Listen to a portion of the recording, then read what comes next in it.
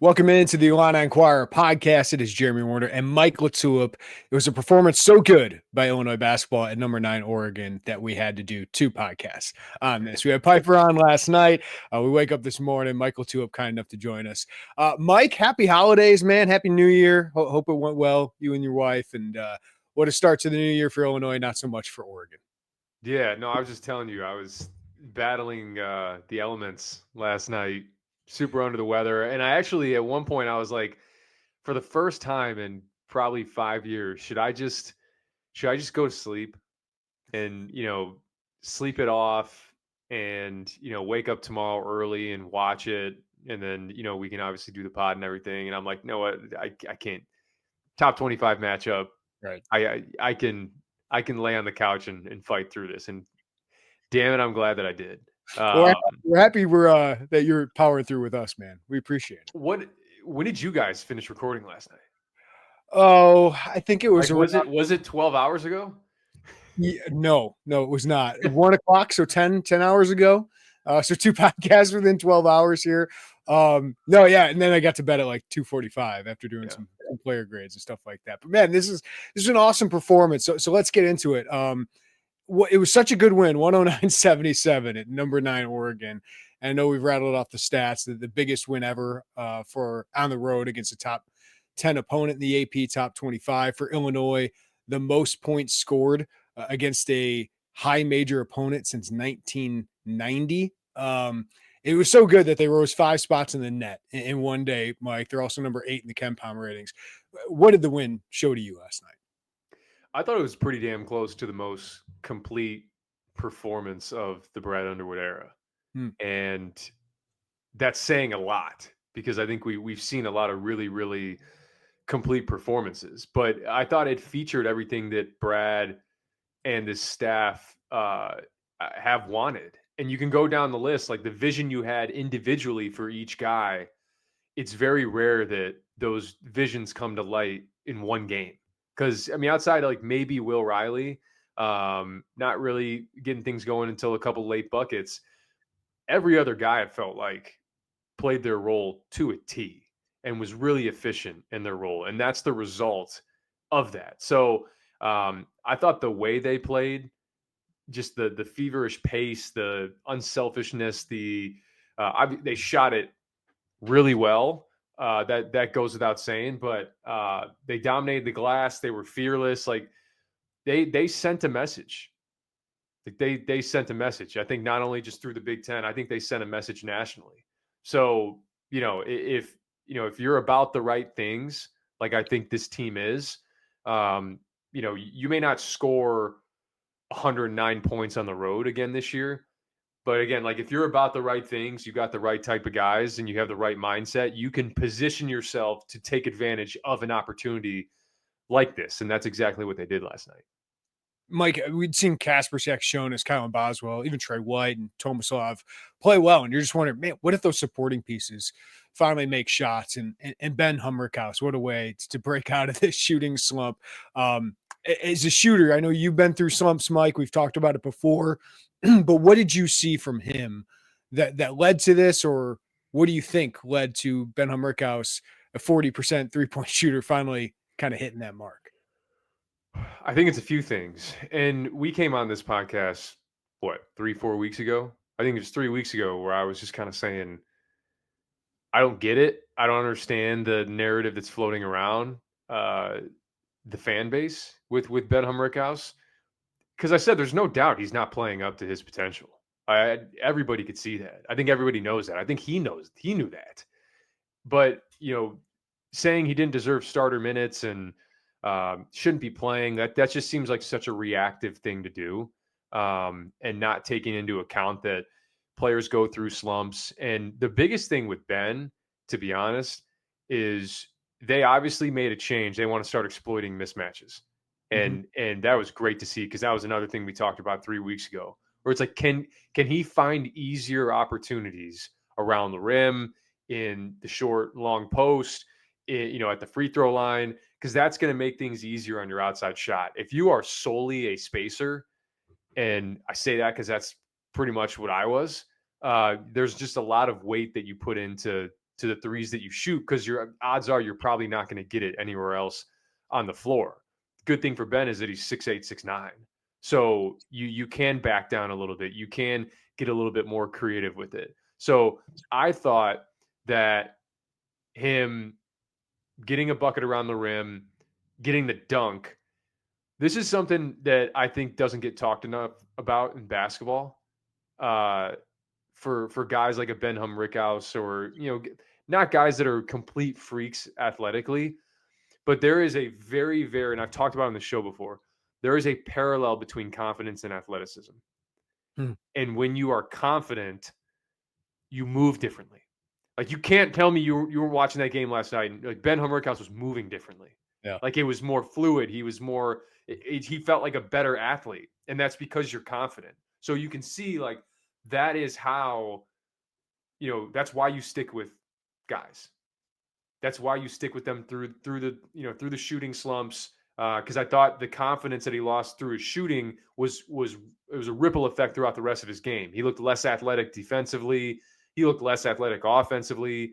And then now you kind of flip the script. And he may not have 18 every game, but this is a massive, massive moment for him, because I think it says a lot about the kid. Because he was more than, I think, outside of maybe like Curbelo at some points. Like, I haven't seen the fan base go at a guy like that, and for him to answer like that, I thought was really awesome.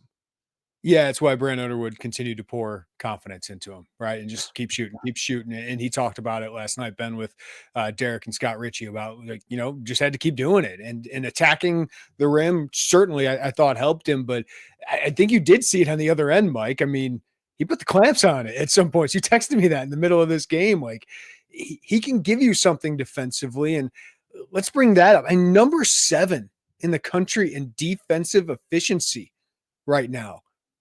I told Derek last night, I thought it'd be closer to 70, right? Like, this has been really impressive. And, it was part of why they were successful in that first half when Kasparas Jakucionis goes to the bench with 2 fouls. Is this defense has some toughness and they got some bite to them. What do you see on that end that's so impressive? Yeah, I think just you hear all the time on the broadcast, they, when they're doing the open, they talk about, man, this Illinois team's physical. And to me, that starts with the backcourt defensively. I think we knew Kylan was a good defender. I think he won't win Big Ten Defensive Player of the Year, because I don't think he's going to have the counting stats to go along with it, where people look at steals and blocks. But he is just so impactful on that end. KJ has been a revelation on that end. That is not something in the U18 stuff that I was watching, all that stuff. That was not something I expected from him. Was just a not just like a good defender. KJ's a great defender. I didn't know that was the game. Yeah, no. That is a to me. No, and I think what that does is, when you have that as your front line of defense, it makes it so much easier on these other guys. And so now you have Ben, you have Trey White, you have Tomislav, you have all these other guys that are behind them that can really just play and use their length. And it's no one's in like recovery mode the whole defensive possession, because guys are getting blitzed off the dribble. Like, you're there on the catch. They got great size. And I thought the switching was effective last night. That's another thing. I thought Ben was great when they had to switch 1 through 4. But it also helped too, just with that lineup. I mean, Dana Altman pretty much I don't know what happened with Nate Biddle, but he pretty much kind of had to shelf him, because like that front court was too slow, and Illinois was just able to take advantage of it. So that I went to practice in October, and I left thinking that's one of the more talented offensive teams I've seen, just period. And I've seen a lot of college basketball practices, and for them to be this good defensively right now, and on the glass, and with their physicality. I mean, Morez Johnson comes into the game and just erases shots, eats glass. It's just, everybody is playing their role. Everybody's bought in. I think everybody, like I said, is about the right things. And that people talk about that, sharing the ball offensively, all that. It is defensively where that has a major, major impact. And that's what we've seen. And you head into Big Ten play, and all these teams play different styles. And if you can bring defense and rebounding to every game, you give yourself a chance to win. Yeah, I think it also speaks to to good coaching and evaluation, right? Like putting this roster together and getting guys who will buy into that, and getting them to buy into that. I mean, Tre White is really coming on defensively. We'll talk more about him in a second, but to get Kasparas, Jakucionis to say, hey, you're going to draft it a little bit higher if you can be something defensively as well as everything you do offensively. So, I mean, they have gelled on that end way better than I ever thought they would. They have, and I think it's kind of a microcosm of the fearlessness that I think they play with. And it, again, starts with Kylan and KJ. Because, like, Kylan, that's the way he carries himself. I've never felt once this year, I'm like, man, Kylan just looks really overwhelmed. Or, he has a very calming influence to him, but he's a killer too. And KJ's the same way. And I think there's something about, this is what it's like having a guy that's one and done like that. They come into every game and they're not like, oh, it's Oregon on the road. It's a tough opponent. Or we're playing Tennessee. They're the number one team in the country. They're so good defensively. This dude has such just so many bigger aspirations beyond this year. I mean, I'm saying he's handling his business, right? He's a great teammate. He's great to play with, all that. But guys that think about, the future, and I'm not saying he's thinking about that all the time, but there's just a certain confidence you have to carry yourself with, because you're like, no, I am that guy. I am a top 10 pick. And I think for anybody, it's like listening to the show, or just basketball players in general, if someone came up to you and like an NBA scout came up to you, or they're like, hey, you're an NBA top 10 pick. When you go out and go shoot around, you go play pickup or something like that, you're going to carry yourself a little bit differently, just with like a different type of confidence. And so that confidence, I think, permeates to the rest of the team, because that's not a normal freshman coming in and everybody sees it. They're like, man, if he's going to play fearless, that's what I'm going to do. I'm going to play fearless too. And it starts with that backcourt. And we've seen with the guys that come in off the bench, it was a perfect example last night. Those guys didn't blink. If you're like my wife and I, you're a big coffee person, right? Well, I'm excited to tell you guys about a new local sponsor, Columbia Street Roastery. The guys at CSR just sent my wife and I a few bags of their freshly roasted, locally made blends. And I got to say, we love it. We had one of their holiday blends, Crazy Elf, and their Tip of the Andes blend, and they're just smooth, fresh, and tasty coffee made right here in Champaign-Urbana. And right now, you can check out some of their holiday flavored coffees, including Crazy Elf, Christmas in a Cup, Santa Sunday Fun Day, which is kind of like a mocha, and then Jingle Bell Java and more. Or you can just try their wide variety of roasts, whether you like the light roast or the dark roast or flavored coffees. Some of the fun varieties of flavors include Kahlua Caramel Cream, Hazelnut Vanilla, Salted Caramel Mocha, Jamaican Me Crazy, Cookie Doodle, Creme Brulee, and Sticky Bun. So you got to try these out. Check out their teas as well. They also have hot chocolate, and all of it is freshly roasted and, most importantly, locally made. So head on over to csrcoffee.com and you can get free shipping on orders over $40. They have great gift items as well, like monthly subscription options to box sets like their 12 Days of Christmas. So head on over to csrcoffee.com and get 10% off your first order with code GOILLINI24. That's csrcoffee.com with code GOILLINI24 to get 10% off your first order. All right, so Kasparas, out for that first half with the foul trouble there. And Dra Gibbs-Lawhorn and Jake Davis combined for 23 first half points with him sitting on the bench. I mean, Davis had 14 points all season, Mike, coming into this. Gibbs-Lawhorn had never had doubled figures against a high major opponent. What led to that? What did you see from those guys? Yeah, I mean, I'll start with Dre.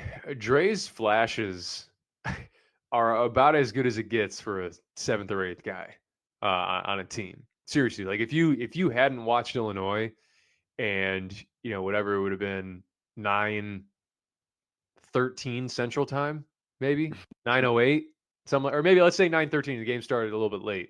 You just turned on the game, hadn't watched Illinois this year. There's a chance you could have watched that and been like, well, that's probably Illinois' best player. The way that guy's moving and finishing around the basket, and his athleticism, his burst. How he gets into you defensively.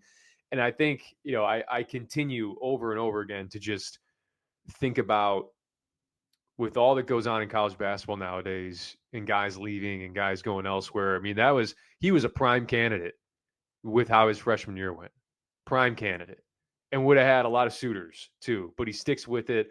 And I don't care, man. You can go somewhere, to a lesser high major school that's maybe not winning as much. We've seen a few of those guys do that. I bet you if you ask Dra Gibbs-Lawhorn coming off the bench, turning in a performance like that on the road, top 10 opponent, being a part of history, I would rather be a part of that. That's for sure. And then for Jake, I talked about this a few weeks ago. Jake Davis is a good basketball player. Mm-hmm. Like, he's just a good basketball player. And that's what we watched when we did the film breakdown of his stuff at Mercer. I kept saying, I said, he's a freshman and he is the last guy to get subbed out every single game. He's a starter and he is the last guy to get subbed out, which tells me that coach trusts him. He does the right things. And that's what we've seen is you don't need 5 Kasparas Jakucionises. You don't need that. What you need is balance. And what you need is guys that are going to play their role to a T. And that's what he does. He competes. He's got like a little bit of DeMonte in him where it's like that ball just kind of fell into his lap. He's just in the right spot, right place, right time type of guy. And then the confidence shooting the ball. I mean, he shot it well at Mercer. Now you got to adjust to playing less minutes, less volume. And he came in confidently. It's just, and then the other thing too is last night he had a turnover in that game against Oregon. It was his first of the year in like 80 minutes of play. No. So like that is really, really valuable stuff because he is like 6'6" as well. He's got really good size. I think he gets screwed on some foul calls too. And I won't even get into why. But I've loved what I've seen from him. He's been such a really cool addition because how much did he move the needle when he committed? Right? It's the first. It's like, what? Who's this? Mercer? Yeah. Like, it wasn't necessarily like what you would think of as like a tone setter in terms of the portal. But if someone would have told you back in April, hey, or March, April, whenever it was, hey, like they're going to go on the road to a top 10 opponent. That dude's going to, throw in 2 threes, be 5 or 6 from the field and have 12 points. You'd be like, sign me up. So, I mean, credit to him, man, for a couple, really, really low minute games to start the year, kind of out of the rotation. And he's finding his way in there. Yeah. I think we know what Jake Davis can be long-term in his career here. I want to ask you about Dre, and we're getting way ahead here, but I think it's worth considering. I mean, Kasparas leaves, Boswell back. Are you comfortable Dra Gibbs-Lawhorn being the guard next to Kylan Boswell next year? Like, how do you see that kind of going? I think I am. Yeah. Like I'm kind of believing it more and more. And it's just, part of that is just him getting a little bit more run, settling into kind of who he is, not, kind of channeling the hair on fire nature to his game. But man, and to me, it's more so the corner that he turned defensively last year, where he really started buying into that end. And then now you think about, you bring in another, they'll get another guard in the portal most likely. Sure. But the impact that he brings and thinking about the fact that like he could be going into his junior year a little bit more seasoned. That was like one of my main thoughts last night was all these guys on the floor. I'm like, that guy could be back next year. That guy could be back next year. And that's what I'm thinking about is like the continuity you could have of, Dre just stepping in, and yes, you need to add another guard. You need to add more shooter, and Ben Humrichous can be back next year if they want to do that. Tomislav, Trey White. You start thinking about what next year could be. Will Riley, because I think that looks more and more likely as we go along the season. So that's why I bring up the question, because it's like, do they need to go there, or do they actually side with continuity instead of trying to upgrade over the returner? Yeah, I think they have a chance to be a lot like Marquette this year. Yeah, where you don't need to go crazy in the portal. I mean, I don't think Marquette got anybody, and that probably won't happen. But and you may not have a guy that's to the level of a Cam Jones, but you just see what the continuity can do for you on both ends of the floor when you feel like you have a real identity. And for the first time in however many years, outside of Terrence and Coleman coming back, there's continuity with your system. Mm-hmm. And I think that's something that could be could be really special, because I mean Kylan too. I kept thinking in that first half, I was like, gosh, it's great they have him, because KJ goes down and you got a guy who honestly at this point, at this stage, Kylan pushes the pace more than KJ does. And so like that, I thought really got them out and running. So yeah, it's scary to think about. It's something that I think as Illinois,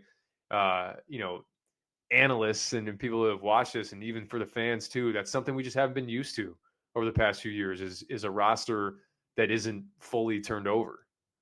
Yeah. I mean, the only guy that you for sure say won't be back is Kasparas. It's pretty, I mean, there'll be more than that, right? But it's pretty amazing to think about. I hope he's not back. And I say that in the best way. I say that in the best way. That dude needs to go and realize his dream and be a top 10 pick. 0 points in the first half, Mike, and he just completely dominated this game. Right? That second half was ridiculous. Every time he was on the floor, I think he was a plus 25 in the second half alone when he was on the court. Like Oregon made its run. Kudos to Kylan, 2 huge threes to kind of turn the tide there. But then Kasparas comes in and Illinois just dominates. He's a big reason Hummerhouse got going, right? I mean, some of those threes and Trey White, a lot of easy dishes to him. I don't know more we can say about this guy, but it was just like there were a bunch of NBA scouts in attendance in the first half. They're probably like, yeah, well, I'd like to see a little bit more of him after sitting on the bench. And then, man, he just completely dominated. Not that they needed any reassurance on Kasparas, but it was just an amazing second half. Yeah, it was. And I think it kind of goes to show you just how spoiled we've been over the last few years, just with an All-American and Kofi and Io and what Terrence was able to do, even Marcus last year, being almost 20 points per game in the Big Ten at one point.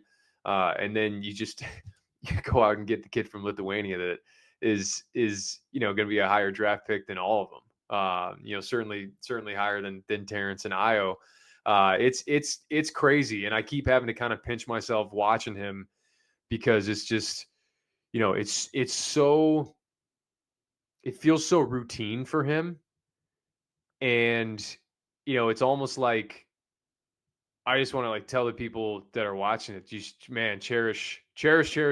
Like we talked about it with Terrence, cherish. Like continue to do it this year with KJ too. And this group as a whole, because it's just, he really, really elevates the guys around him. And you just talked about it with Ben and with Tomislav. And I particularly really like a lot of the actions that they're running. I thought that was a big piece of, outside of their pace, that was a big piece of how I just thought they diced up Oregon, because there's just, they put you in such a bind. And particularly, I mean, everybody wants to talk about the Merez and Tomislav lineup. And yeah, it may be better defensively, but offensively, man, it's not even close. Yeah. I mean, just the way that they're using Ben, Tommy, and KJ together, it's just like you are in just a complete bind. I mean, you can go up and set a double drag screen, meaning like a double ball screen where Tommy's the first screener, Ben's the second screener. And when Tommy sets that first screen, Ben isn't even setting the second screen. He's just slipping under Tommy out to the other wing. And, now when you're guarding Ben, you're typically that last guy on the double drag. So you're the one that has to pop out and hedge, but you can't because Ben slipped out. And it just causes mass communication issues for Oregon and for other teams, because they've done it this year at such an efficient rate. And then some of the Spain stuff that they're doing as well, where you have Ben set that back screen on Tommy's guy as he's rolling, and you just like, what do you do?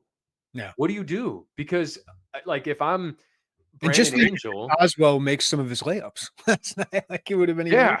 I mean, yeah, if he made the, one of the 7 layups that he missed, I mean, I know he connected on 1 or 2 in this, I think 1 in the second half, but yeah, I mean, it's like you got Brandon Angel standing there guarding Ben Humrichous, in the paint. Hummerhouse goes and sets a back screen on Nate Biddle after Tomislav sets the high ball screen. And now you kind of freeze it and you're like, okay, if I'm Brandon Angel, what am I supposed to do? Biddle's screened, Tomislav's rolling, KJ's coming downhill, and Ben is replacing out to the top of the key. So if I choose to go just stay glued to Ben, that's a layup for Kasparas. If I choose to go and cut off Kasparas, Biddle's screen, and now they throw it back out to Ben for a 3. If I choose to hit Tomislav on the roll, now you got both options, a KJ layup or a Ben 3.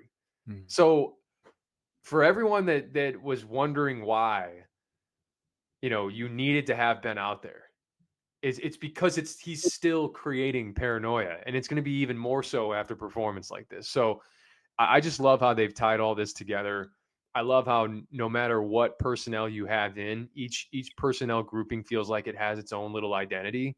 That's really tough to beat. That is really, really tough to beat. Trey White, 20 points, 11 rebounds, 4 assists, 2 blocks. It felt like quiet, and I love that about it, Mike, because he was just consistently active, consistently aggressive. 8 for 10 inside the arc just gives him that big wing, right? That can put pressure on the rim, gets to the free throw line.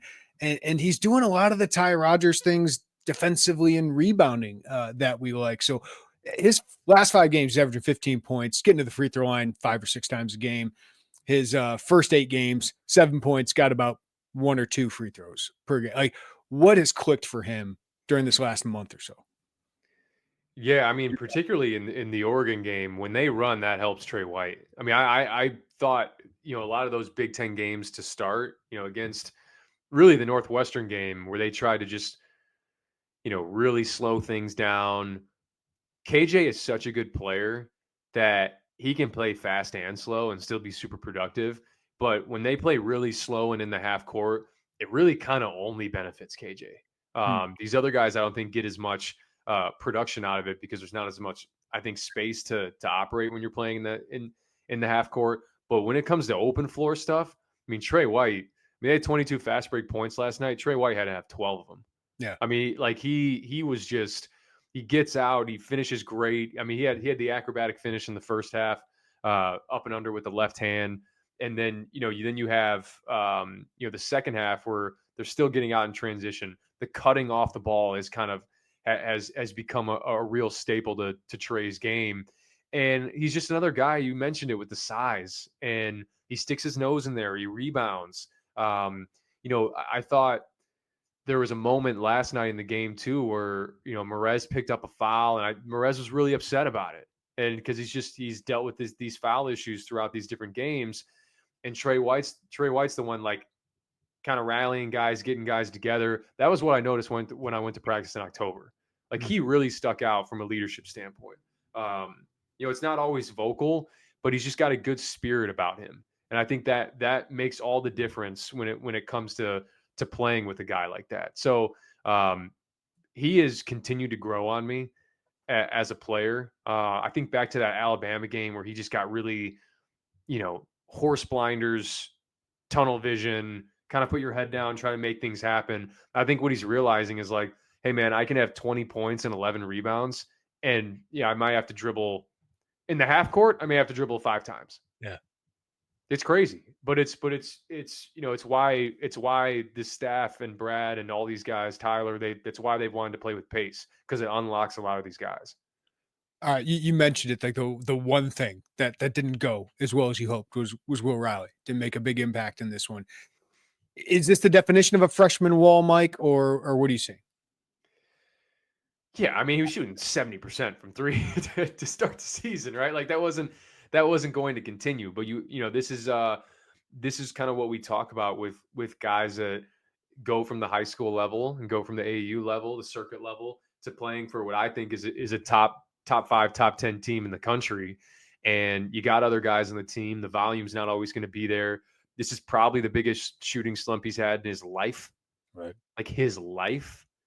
And you're not starting, and you just, those are things that you just got to figure out. And honestly, the timing of it, you'd probably rather have it happen now while things are still really clicking, and then he settles in, he figures things out by the end of January, February, and now you're like, man, we got this other piece, impact guy coming off the bench and making things happen. But I still think despite him not making shots at the level he was making them earlier in the season, I still really like his attitude. I still really like that he's bought in defensively, because that's the thing, right? Like, now there's been a standard set defensively for this team, and they know what they're capable of on that end. And if you're not going to guard now, we got guys we can throw in and that can guard. So that's going to be the continuous challenge for him. Only 14 minutes last night, which I would guess would be pretty close to a season low potentially. But I don't worry about Will Riley with the talent he has, how combustible he is offensively. I think in the next couple of weeks we're gonna have another Will Riley moment. Yeah, same thing as Ben, right? You're going to need him at some point. He's going to come up big at some point. That's why you keep pouring confidence into him. If you need an update to your Illini wardrobe, check out homefieldapparel.com. Homefield is a premium collegiate apparel brand based in Indianapolis. And what I love about them is they have incredibly comfortable, officially licensed apparel with vintage college designs. They have more than 180 colleges. So go to homefieldapparel.com no matter who you root for. But if you're an Illini fan, you got to go check it out. Some of my favorite items are their bomber jacket. It's kind of like some of the things the coaches wear.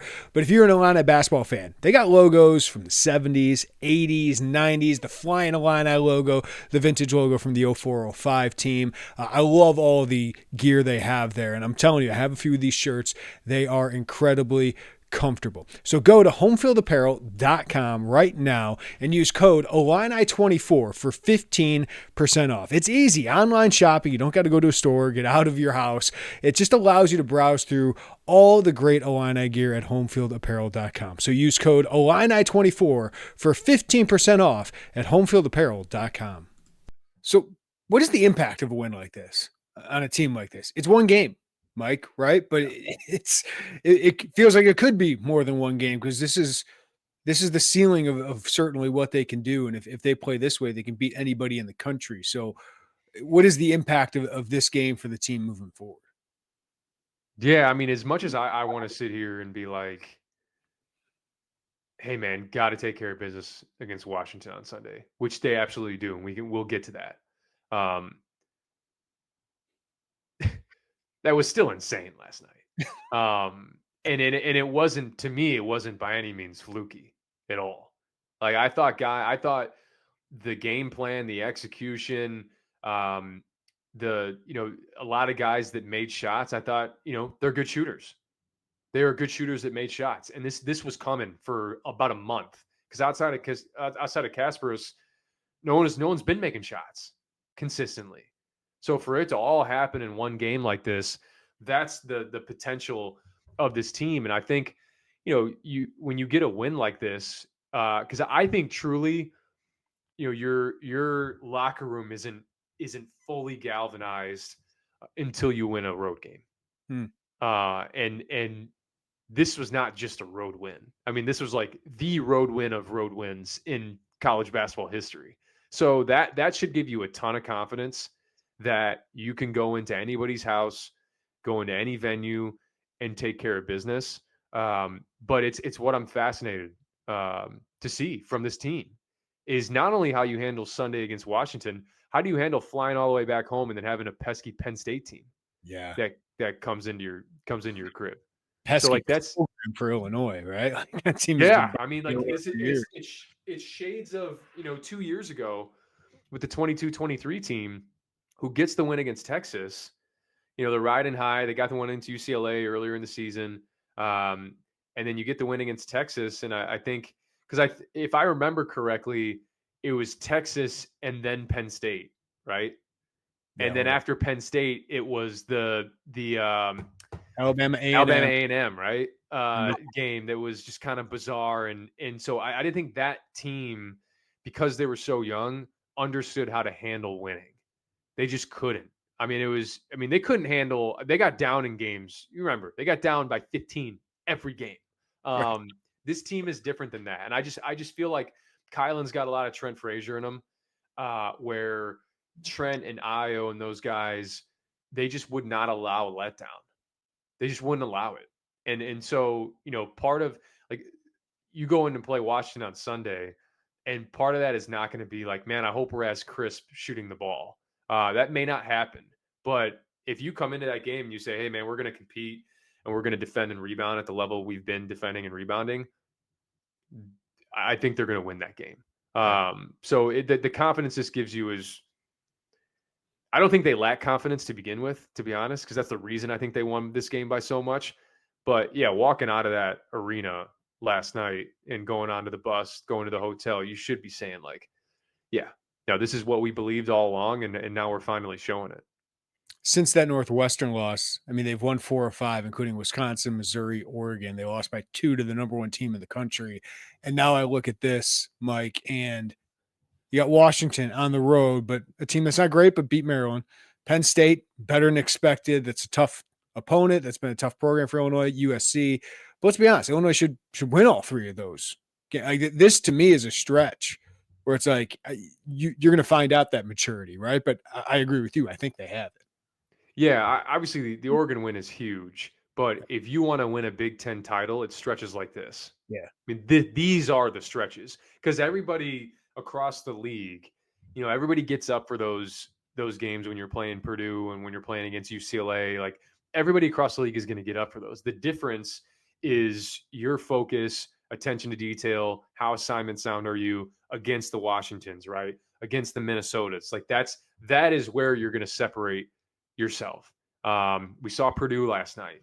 I think they were a 5.5 point favorite against Minnesota, and you're like, hey, that's kind of odd. And they went in there and just blew doors off them in the second half.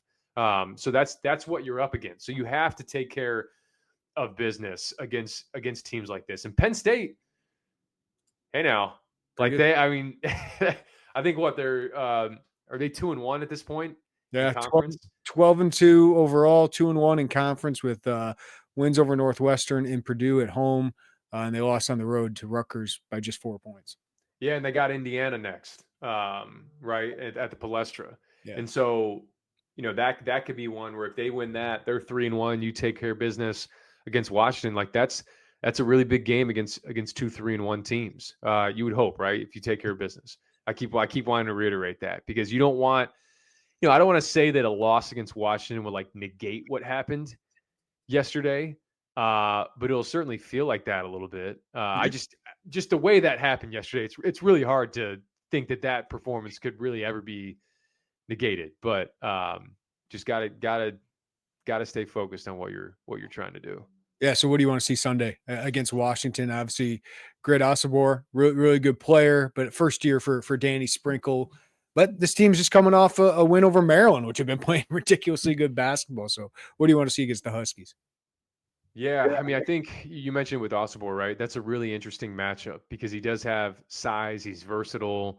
And, just like tonight, last night, Brandon Angel's not really the type to blitz you off the dribble and try to put you in a bind. So this is a really interesting test, I think, for Ben and for some of these other guys that are probably going to get a chance to guard him throughout the game. So, Washington's not the most skilled team by any means. They don't shoot it particularly well from the outside. They don't shoot it well from the free throw line.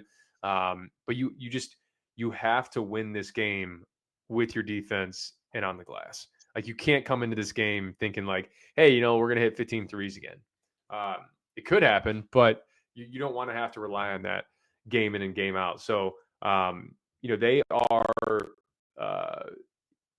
Washington is a team that, this is a team that lost by 9 to Seattle 2 games ago.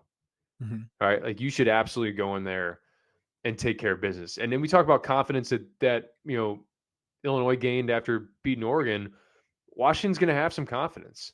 I mean, Maryland's a good team, and for Maryland to go in there and not come out with a win, and it was kind of, I don't want to say it was wire to wire, it was pretty close for Washington, kind of staying in front most of that game. So it'll be interesting. It'll be interesting to see, and it's another test where you go on this West Coast swing. It's great they get it out of the way early. Yeah, right. I mean, that's huge, and then to leave the West Coast. And during break is a nice break, right? Like during a winter break, I think is huge.